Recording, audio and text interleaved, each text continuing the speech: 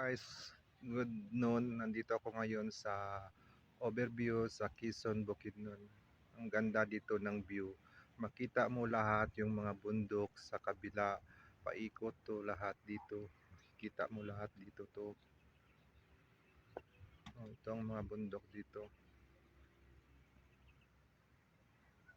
Makita mo yung daan. Yung mga sasakyan pa dumadaan, maliliit. Parang bituka ng manok yung mga daan dito. Maraming dito pumupunta, nagpapasyal, pa-picture.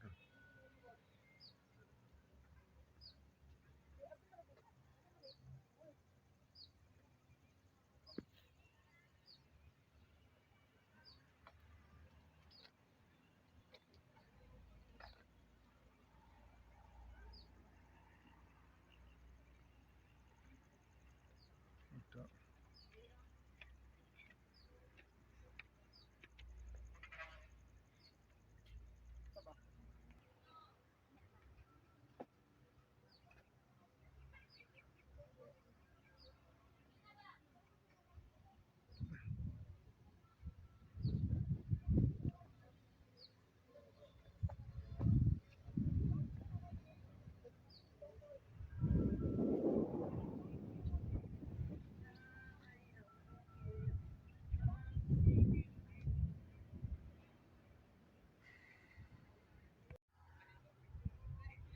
Ito ang view dito sa taas.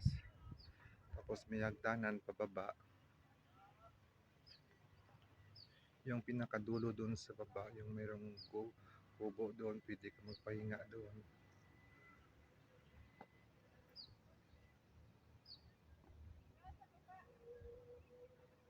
Tapos mayroong gruto dito ni Berencia Lourdes. Ito.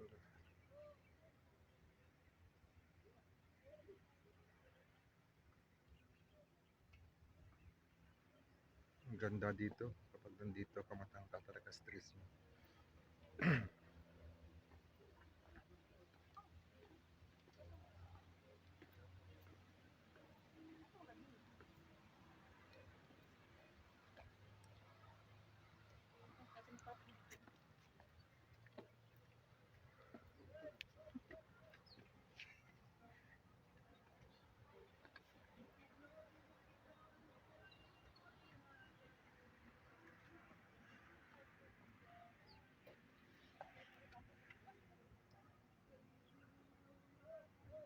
Yun sa baba ang daanan. Yung daan sa baba. Ayan, oh. Ang ganda ng view dito.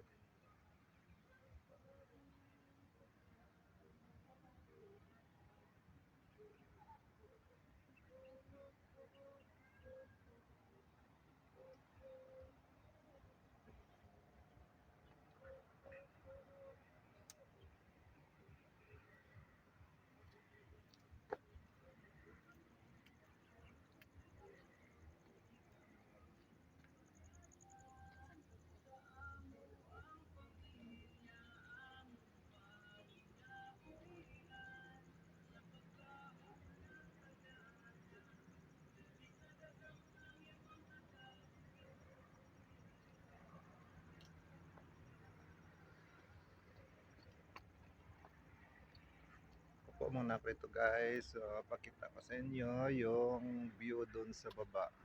Yun yung mga yung parang bituka ng manok ng kalsada dito.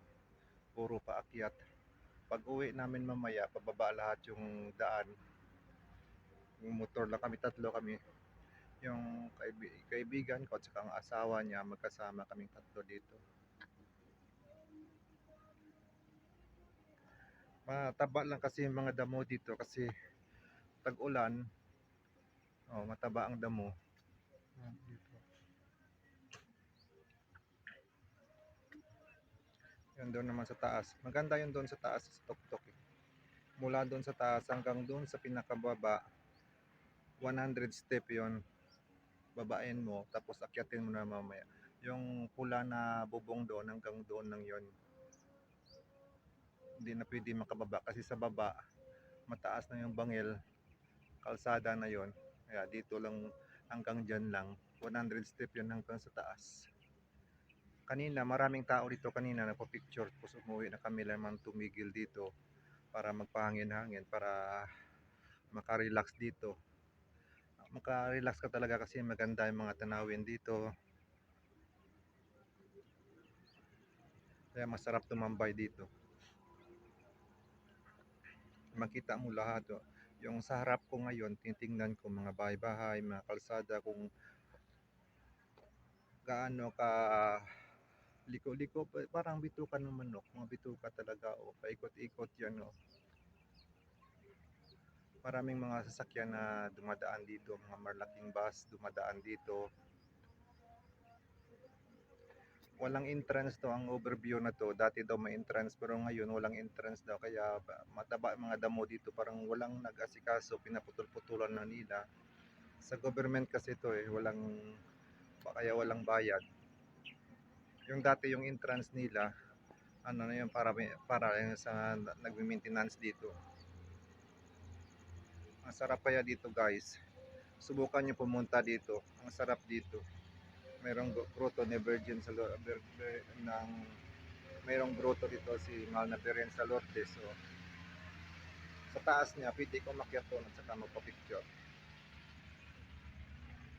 Kaya sige guys, hanggang dito lang muna. Merienda muna kami sa baon namin na tinapay at saka soft drinks. Yan ang panangalian namin. Sige, thank you for watching. Bye-bye.